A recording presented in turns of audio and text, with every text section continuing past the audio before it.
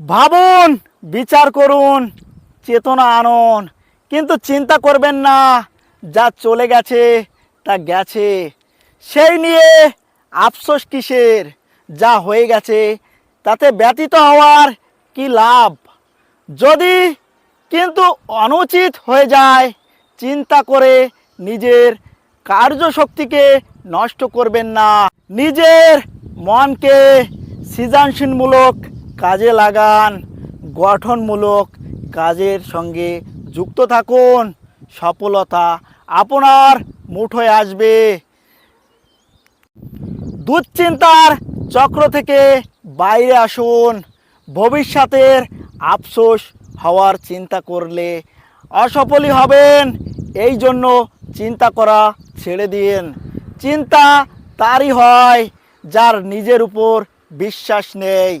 আত্মবিশ্বাস অত্যন্ত জরুরি যদি আপনি দুঃখের হাত থেকে বাঁচতে চান।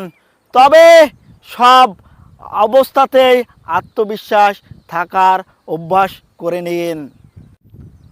চিন্তা এক ধরনের রোগ।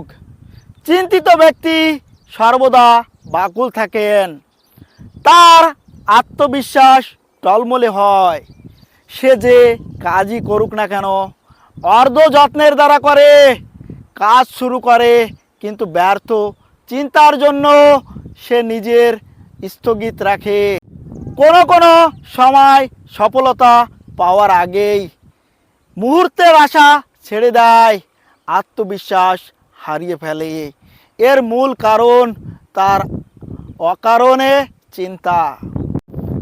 কোনো কোনো সময় সফলতা পাওয়ার আগেই মুহূর্তের আশা ছেড়ে দেয়, আত্মবিশ্বাস হারিয়ে ফেলে। এর মূল কারণ তার অকারণে চিন্তা।